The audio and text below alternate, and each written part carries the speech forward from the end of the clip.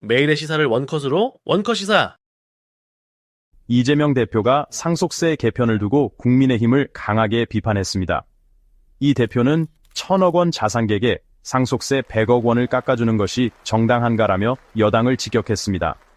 국민의힘은 우리나라 상속세율이 세계 최고 수준이며 기업 승계를 위해 감세가 필요하다고 맞섰습니다. 이종배 국민의힘 부대변인은 이재명 대표가 여당 좌표 찍기에 나섰다며 강하게 반발했습니다. 또한 몸은 좌파면서 입으로만 보수를 외친다고 보수주의자가 되는 것이 아니다라고 직격탄을 날렸습니다. 상속세 개편, 부자 감세인가, 기업 활성화 대책인가, 여러분의 생각은? 안철수 국민의힘 의원이 정치개혁과 국민통합을 강조하며 시대교체 필요성을 역설했습니다. 그는 이념 세대 지역 갈라치기를 넘어 이제는 진영 내에서도 갈등이 극심해졌다며 통합의 정치를 주장했습니다. 또한 개헌을 통한 정치구조 개편이 필요하다며 입법 행정 권력 축소와 대선거구제 도입을 제안했습니다. 특히 이재명 정부가 들어서면 입법 행정 권력이 독점될 것이라며 견제의 필요성을 강조했습니다. 일각에서는 안철수 의원이 사실상 대선 출마를 염두에 둔 발언이 아니냐는 해석도 나오고 있습니다. 갈등을 넘어선 정치통합, 실현 가능할까요? 여러분의 생각은? 제로 슈거 음료를 마시면 건강할 거라 믿었는데 실제로는 심혈관 질환을 유발할 수도 있다면 어떨까요? 국제학술지 셀 메타볼리즘에 발표된 연구에 따르면 제로 음료에 사용되는 인공감미료 아스파탐이 동맥 경화와 같은 심혈관 질환을 유발할 가능성이 있다고 합니다. 12주 동안 제로 음료를 마신 것과 같은 양의 아스파탐을 섭취한 실험쥐는 혈관에 지방 플라크가 쌓이며 동맥이 좁아지는 현상이 확인되었습니다. 연구진은 아스파탐이 단맛 감지 수용체를 속여 인슐린 과다 분비를 유도하고 이로 인해 심혈관 질환 위험을 증가시킬 수 있다고 설명합니다. 전문가들은 장기적인 인공 감미료 섭취가 건강에 미치는 영향을 보다 면밀히 조사해야 한다고 경고합니다. 제로 슈거 음료, 정말 건강한 선택일까요? 여러분의 생각은? 윤석열 대통령과 김건희 여사의 공천 개입 의혹이 담긴 명태균 폰의 실물이 공개되었습니다. 더불어민주당 박범계 의원은 명 씨를 접견한 뒤 수사는 끝났고 터뜨릴 시점만 남았다는 발언을 전했습니다. 검찰에 제출된 세대의 휴대전화와 USB에는 윤 대통령 부부와 여권 인사들이 주고받은 대화와 육성 녹음이 포함된 것으로 전해집니다. 법률 대리인은 녹음 파일의 복사본도 존재하지만 누가 가지고 있는지는 밝힐 수 없다고 말했습니다. 정치권은 이 파일이 언제 어떤 방식으로 공개될지 촉각을 곤두쓰고 있습니다. 명태균 폰 속 녹취 파일, 과연 공개될까요? 여러분의 생각은? 유명 먹방 유튜버 쯔양이 중국 간첩설이라는 황당한 음모론에 강하게 반박했습니다. 쯔양은 나는 중국에 가본 적도 없으며 정치와는 아무런 관련이 없다며 허위사실 유포에 대한 법적 대응을 예고했습니다. 사건의 시작은 유튜버 구제혁 등이 쯔양을 협박해 5,500만 원을 갈취한 공갈 사건이었습니다. 그러나 이 사건과 관련해 가짜뉴스가 확산되면서 쯔양은 중국 간첩이라는 근거 없는 음모론까지 퍼지는 상황입니다.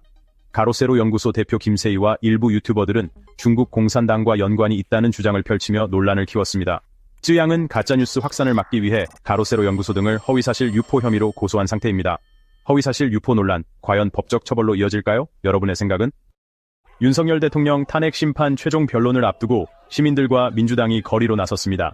경복궁 앞 광장에서 열린 탄핵 촉구 집회에서는 윤 대통령 파면과 내란 종식을 외치는 목소리가 이어졌습니다. 집회를 연 윤석열 즉각퇴진 비상행동 측은 윤 대통령이 복귀를 기다리는 세력이 있다며 강력한 조치를 촉구했습니다.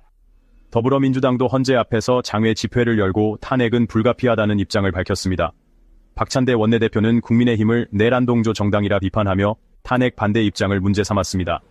탄핵 심판이 막바지에 접어든 지금 헌법재판소의 최종 판결은 어떻게 나올까요? 여러분의 생각은? 하루 종일 스마트폰을 보는 습관, 여러분의 눈 건강은 괜찮을까요? 최근 연구에 따르면 스마트폰 태블릿 사용 시간이 하루 1시간 증가할 때마다 근시 발병 위험이 21%씩 높아진다고 합니다. 특히 하루 4시간 이상 사용할 경우 근시 위험이 2배 증가하는 것으로 나타났습니다.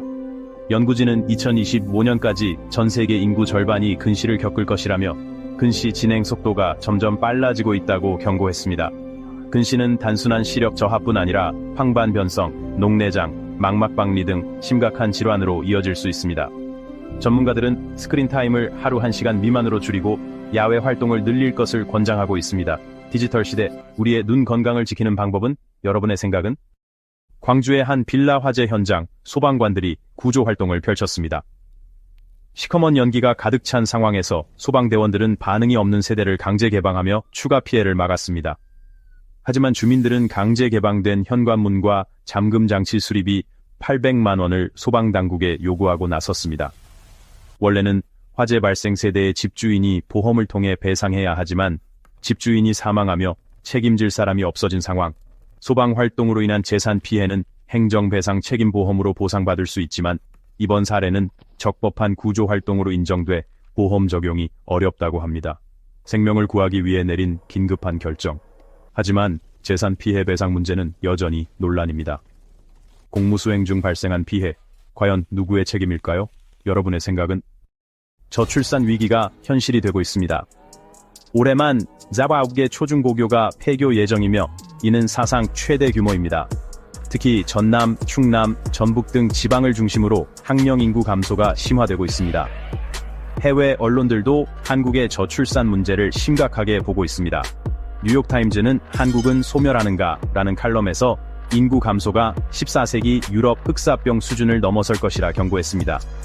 일본 마이니치 신문 역시 한국의 단순한 출산율 제고 정책으로는 위기를 막을 수 없다고 분석했습니다. 전문가들은 기존의 저출산 대책이 실패했다며 근본적인 사회구조 변화가 필요하다고 지적합니다. 저출산 위기, 대한민국은 어떻게 대응해야 할까요? 여러분의 생각은? 매일의 시사를 원컷으로 원컷 시사.